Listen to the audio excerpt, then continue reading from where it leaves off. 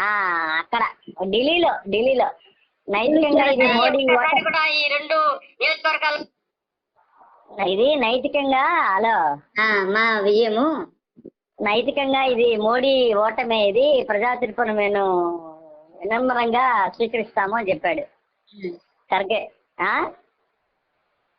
ప్రజా తీర్పును వినమ్రంగా మేము తీర్పును శిరసావిస్తాము. రాహుల్ యాత్రలు కాంగ్రెస్ కు ప్లస్ అయినాయి, ఇది అవ్వలేదని చెప్పాడు. కానీ కొంచెం వచ్చినట్టే బాగుండేది. అది ఇక్కడ కలిసింది కదా, ఇవి ఒక 20 సీట్లు వచ్చాయి కదా ఇప్పుడు టీడీపీకి ప్లస్సే కదా అక్కడ. ఇది కానీ రాకుండా ఉంటే నీకు ఇది కానీ రాకుండా ఉంటే నీకు సూపర్ అక్కడ. అదే ఇది గెలిచింది కాబట్టి ఇంకా 10 సీట్లే నాయన, మరి అన్యాయం వైసీపీ. 10 సీట్లే వైసీపీ. అయిపోయింది, ఇంకేంది ఎత్తిపోయింది. నువ్వు నాకొద్దు అనేసారు. వై నాట్ 175 అంటే వాళ్ళకి నువ్వే నాట్ అనేసారు. నువ్వే నాట్ అనేసారు. వైనాట్ అన్నాడు. వైనాట్ తప్పు చేశాడు జగన్. అంటే పొలిటికల్ గేమ్ తెలియలే, జనాలతో ఎలా ఆడుకోవాలో అతనికి తెలియలేదు. అంతా పచ్చిగా ఓపెన్ గా చెప్పేస్తే అయిపోతున్నాడు తప్ప అవును దాన్ని సీరియస్ గా తీసుకొని దీన్ని ఇలా చేస్తే అలా అవుద్ది, అలా చేస్తే ఇలా అవుద్ది అనేది ఆయన అదే పచ్చికట్టలేకపోయాడు.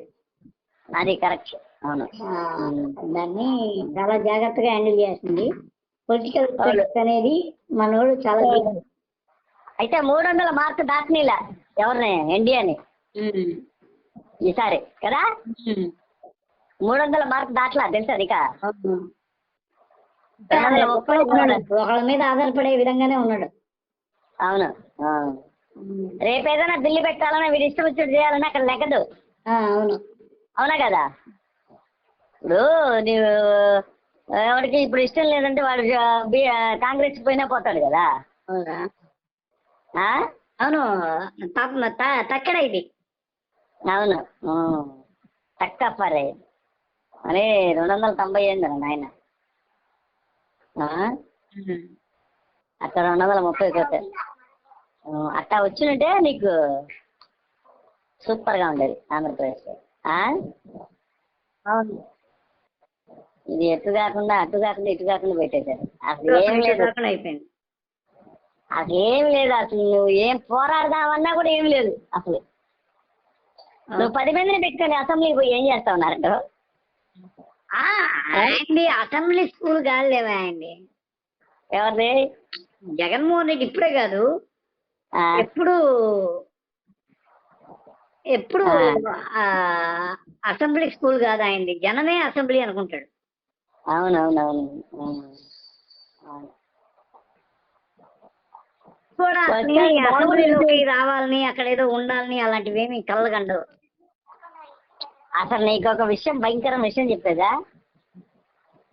శ్రీకాకుళం నుంచి నెల్లూరు దాకా ఒక్క సీట్ లేదు, ఒక్క సీట్ కూడా లేదు.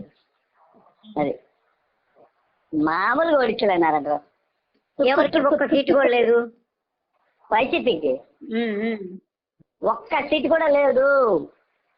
అది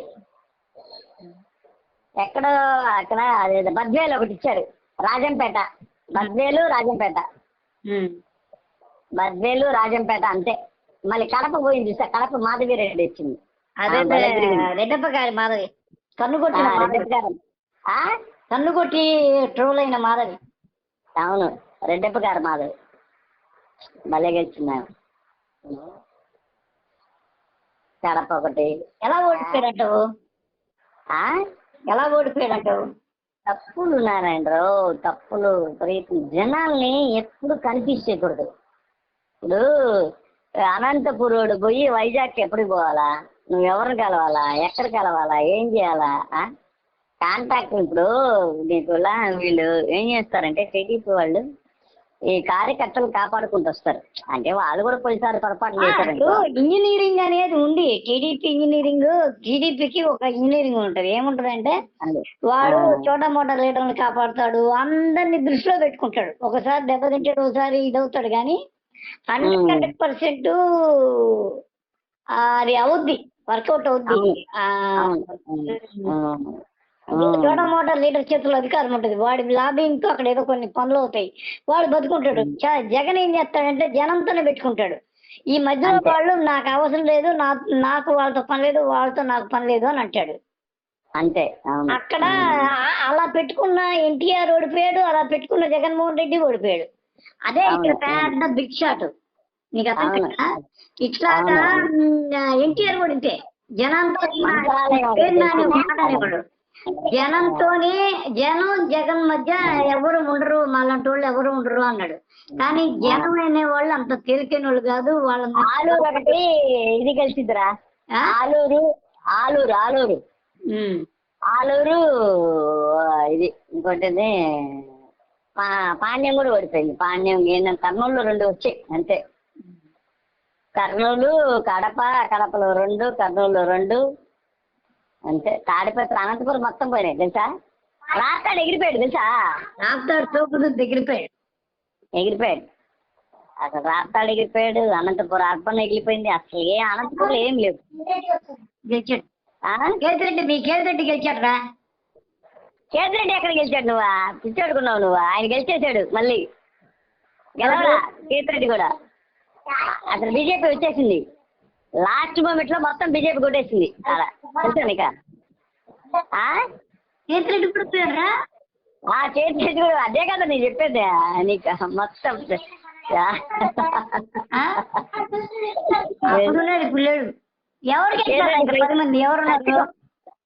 పదిగందులో ఆమె పత్తికొండ, కర్నూలు పత్తికొండ. విజయనగరం కూడా ఎవరు రాల. విజయనగరం ఒక్కడ గెలవాల. అరకు చెట్టి తనుజారాణి అరకు ఆమె గెలిచింది. అరకు ఒకటి గెలిచిందా నాకు తెలిస్తే. అంతే. సీఎం రమేష్ గెలిచాడు. అరకు కూడా ఎంపీ గెలిచింది అంతే. ఇంకేం గెలవాల. అయితే సత్యా వచ్చాడా? సత్యా వచ్చాడు. అది గెలిచేసాడు. ఏది ధర్మవరంలో? అవును. గ్లాస్ 21 దిగిందా? అట్లా దింపాడు అంతే. ఇది ఓటమి కాదు, ఇది ఫ్లో. ఇది జనం నిర్ణయం, వీళ్ళ కెపాసిటీ కాదు. అదే ఇది ఒక ఏదో వేవ్ అంటారే, వేవ్ ఇది. అవును వేవ్. 105, 136 వచ్చాయా టీడీపీకి. దానికి 21 వచ్చేసింది. బీజేపీకి 8 వచ్చేసింది. వాళ్ళు పోటీ చేసిన వాళ్ళకి వచ్చేసినాయి అంతే. కారగుడి జిల్లా వచ్చేసింది.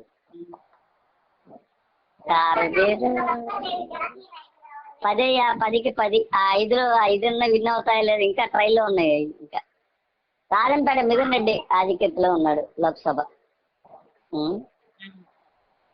నంద్యాల శబరి బైరెడ్డి ఆధిక్యత. కర్నూలు పంచకలింగాల నాగరాజు ఆధిక్యత కర్నూలు. అనంతపురం అంబి లక్ష్మీనారాయణ ఆధిక్యత లోక్సభ. హిందూపురం జేకే పాలసాది ఆధిక్యత. అది తిరుపతి గురుమూర్తి ఆధిక్యత. తిరుపతి గెలిచాడు గురుమూర్తి.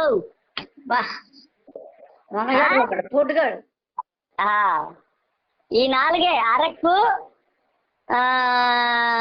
రాజంపేట ఎంపీ మిథున్ రెడ్డి. అదే కడప, అరకు చెట్టి తనుజారెడ్డి. 4 ఎంపీలు. భరత్కి ఇచ్చాడుగా ముత్తుకుపల్లి గెలుస్తాడు. శ్రీ భరత్ గెలిచాడు. సీఎం రమేష్ గెలిచాడు.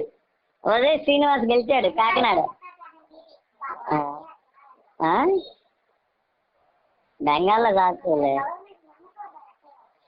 పురంధరేశ్వరి గెలిచింది బీజేపీ రాజమండ్రి.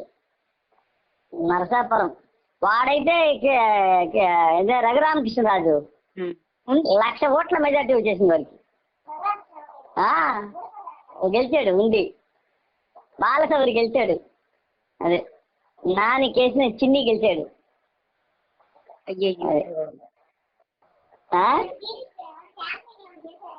ఏందో జరిగిందనంటారు. ఏం జరిగి ఉంటుంది? లావు కృష్ణదేవరాయ గెలిచాడు.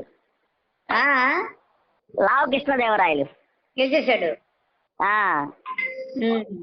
బాపట్ల టి కృష్ణప్రసాద్ గెలిచాడు, మాగుంట శ్రీనివాసరెడ్డి గెలిచాడు, చెవిరెడ్డి భాస్కర్ రెడ్డి ఎగిరిపోయాడు, ఉమ్. వేమిరెడ్డి ప్రభాకర్ రెడ్డి గెలిచాడు, ఉమ్. అవినాష్ ఆధిక్యతలో ఉన్నాడు. అది రాజంపేట మిథున్ రెడ్డి ఆధిక్యతలో ఉన్నాడు. వీళ్ళెట్టా పరుగు కాపాడుతున్నారు, అంతకు మించి ఇంకేం లే ఇక్కడ. అది కూడా క్రాస్ ఓటింగ్ పడింది వాళ్ళకి.